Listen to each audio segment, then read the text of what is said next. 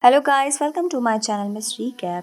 Today I am going to explain 2017 horror mystery thriller movie called 12 Feet Deep. At the local public pool, manager McGrady is putting up signs to let the public know that the pool will be closed for the holiday weekend. Among all the swimmers, Bree is enjoying herself, but she takes a break when it's a time for her to check her blood glucose levels. Before jumping back into the water, she wonders if she should take off her diamond ring. Meanwhile, in the lost and found area, the janitor Clara is trying to steal money from the forgotten wallets, but McGrady catches her red-handed. Now he regrets having spoken well of her to her parole officer and decides to fire her. But she will still have to finish today's shift. In the parking lot, Bree's sister Jonna is sitting in her car, wondering if she should go inside or not. After lots of thinking, she decides to put her phone in the glove box and join her sister. Jonna used to be in a rehab and the sister have not hung out much lately, so Bree is happy they get to swim together again. At first, Jonna is in a bad mood because of her bad home situation and the kids running around the pool bothering adults, but Bree convinces her to let go and have fun. The rest of the afternoon goes well for the sisters, who get to enjoy their time in the pool until McCready tells them it is time to leave. When Jonna points out the pool is supposed to be open until 7, McCready explains they are closing earlier for the holiday weekend and reminds her to learn how to read. The sisters get out of the pool and while they try themselves up, Bree remembers she wants to show Jonna her ring, but she can't find it in her bag. Everyone else has already left and McCready tells the sisters to hurry up, but they ignore him. Jonna checks the pool and notices that the ring is stuck in the metal grill. So Bree dives in to get it. She pulls as hard as she can, yet she can't take it out, so Jonna also jumps in to help her. At that moment, McCready takes one last look at the pool area and sees nobody around. So he starts closing up. The girls are still struggling with the ring, and Jonna's hair gets stuck in the process, causing the sisters to concentrate on untangling it and not notice the fiberglass lead slowly covering the pool. By the time they swim up, it is too late. So now they are trapped. Panicking, the sisters yell for help as they hit the pool cover.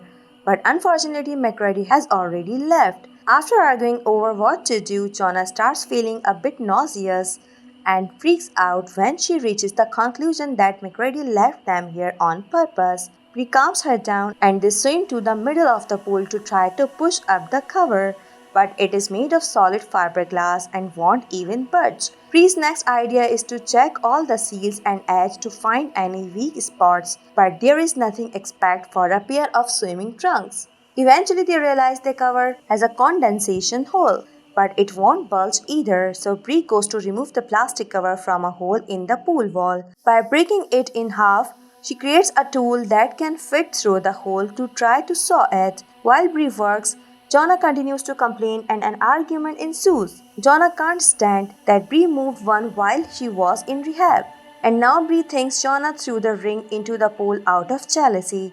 A furious Bree dives in and finally gets the ring out of the grill, while Jonna takes over the sawing only to accidentally cuts her hand. Bree comes out and points out that the grill could be heavy enough to break the fiberglass, but she is not strong enough to take it off. Jonna refuses to help, but before another argument can begin, they hear a noise. It turns out Bree's phone is ringing with a call from her fiancé David, who leaves a message saying he will be attending a company dinner so he will get home late. This means the sisters can't depend on him to notice they are gone anytime soon. Desperate, Bree dives in again and tries to take off the grill, but it does not work. Hours pass and night falls outside. The lights go out in the building. Bree can hear her phone ringing with David's calls, and Jonna keeps on complaining, this time about how she does not like David. Suddenly, Jonna notices Bree does not look well and asks what's the problem, causing Bree to confess she was diagnosed with diabetes while Jonna was in rehab. She needs to take her shot soon or she may fall into a diabetic coma. Meanwhile, Clara returns to the building but she is not working very hard on finishing her chores. Back to the sisters, they are now taking turns sawing the hole. Jonna looks at the burn mark on Bree's arm and wants to know what really happened the day their father died because she does not remember anything. Bree tries to dodge the question. but ends up calling their dad a monster and explains what happened. That night, their father came home drunk and lit a cigarette before passing out. The cigarette fell on his pillow and started the fire, but he never screamed because he was so drunk. He could not tell he was burning. Bree had tried waking him up, only to get her arm burnt. At that moment, Clara enters the pool room and hears Bree's phone ringing. When she comes closer to steal it, she hears the girls yelling for help and asks her a few questions to buy time to empty Bree's wallet. However, she stops herself when she notices the security cameras are on. Clara goes to the control room to turn the cameras off and brings the lights back. Then she returns to the pool and asks Bree for her phone password, claiming she just wants to help. Bree gives her the number, but instead of calling the police, Clara begins playing David's message. Jonah begins yelling insults at her, so Clara drops the teasing and explains her situation. After being in prison, she has trouble finding work and she really needs money. So she will save the sisters if Bree gives her the pin for her ATM. The sister refuses to play her game, so Clara turns off the lights and the heater, threatening to let them freeze through the night. Feeling desperate, Bree tells her the pin and Clara leaves with her wallet.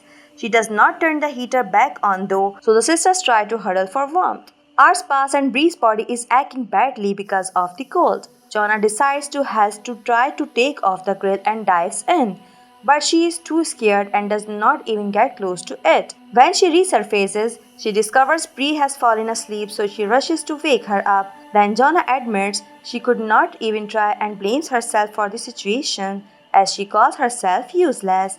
But Bree reassures her she is fine. Afterward, Jonah goes back to sawing the hole with the shed, claiming it is the only thing that keeps her warm. Bree insists they should talk about their issues, so Jonah confesses she used to see monsters anywhere, and that is why she tried to self-delete. To this day, she still feels like she has a monster inside eating her, which represents the abuse her dad put her through. Jonah says their father's voice never left her mind. Suddenly, the sisters are startled by something appearing on the hole, but it is just Clara. She is angry because Bree only has $80 in her bank account and starts ranting, saying the girls are not special for having problems and that the world does not owe them any favors. Then she admits she may leave them there to die and goes to the control room, opting desperate measures.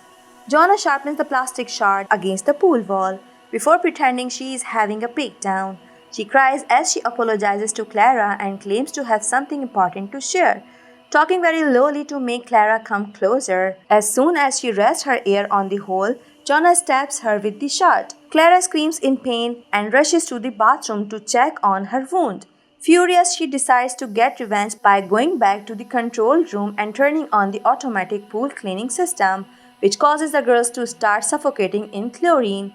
While trying to stay afloat, the sisters try blocking the jets with their hands and the swimming trunks they found earlier, but the jets are too strong and push them back. Suddenly, Bree loses consciousness and starts sinking, so Jonah has to push her up and hold her until she wakes up.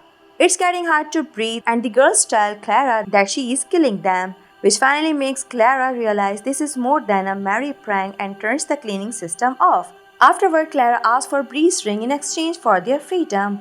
Ignoring Jonah's protest, Bree gives Clara the ring, but Clara does not let them out yet. She says she will do so when she is ready and turns the lights off again. Moments later, the pool covers is finally moving and Bree can hear sirens outside. David bursts inside to save her, but he can't see Jonah, so he thinks she must drowning. Bree cries because she is too weak to save her, only to suddenly wake up and realize it was all a dream. Then she checks on her sister and discovers Jonah is considering using the plastic shed to self-delete. Fortunately, Bree manages to talk her out of it, promising that she will always be there for her. The girls apologize to each other and share a hug. Meanwhile, Clara is trying on the ring while Bree's phone continues to blow up with David's message. His last one says he will call 911. So Clara returns to the pool to end this deal already. The sisters pretend that Clara is right and this happened for a reason. Apologizing for calling her a monster, Clara cries and goes to the control room to punch in the code. However, it doesn't work. After freaking out, she tells the sisters the bad news but refuses to call the police. because she is afraid of going back to prison, explaining that it almost killed her the first time. Giving up, Clara leaves Bree's things on the benches and leaves. Hours continue to pass, and Jonna keeps on swimming to keep her body active and warm. However, Bree is growing very weak, and when Jonna comes to check on her, Bree feels so dizzy that she makes a confession. She always knew what their father did to Jonna and was disgusted by it, so she wanted to do something. The night of the fire, their dad had actually been awake and tried to move, but Bree held him down so he would burn to death and the girls would finally be free from his monstrous face. Touched by the gesture, Jonna decides she must try harder for her sister, so she leaves her resting on the buoys and dives into work on the grill again. She has to resurface to breathe, but after a few failed tries, Jonna gets an idea. She takes the swimming trucks from earlier and wraps them around their grill's part, which allows her to pull properly. And without hurting her hands, the grill slowly starts to budge, and after lots of pulling, Jonna finally takes it off, triumphantly takes it to the surface, only to discover Bree is unconscious. Jonna rushes to give her sister mouth to mouth and thankfully manages to wake her up. Afterward, Jonna uses the grill to hit the fiberglass cover on the whole area and it soon starts cracking until it finally breaks. The resulting space is not very big though, so Jonna gets hurt when she inserts her arm to break the pieces and creates a bigger hole. Next, Jonna has to drag Bree out because she is unconscious again.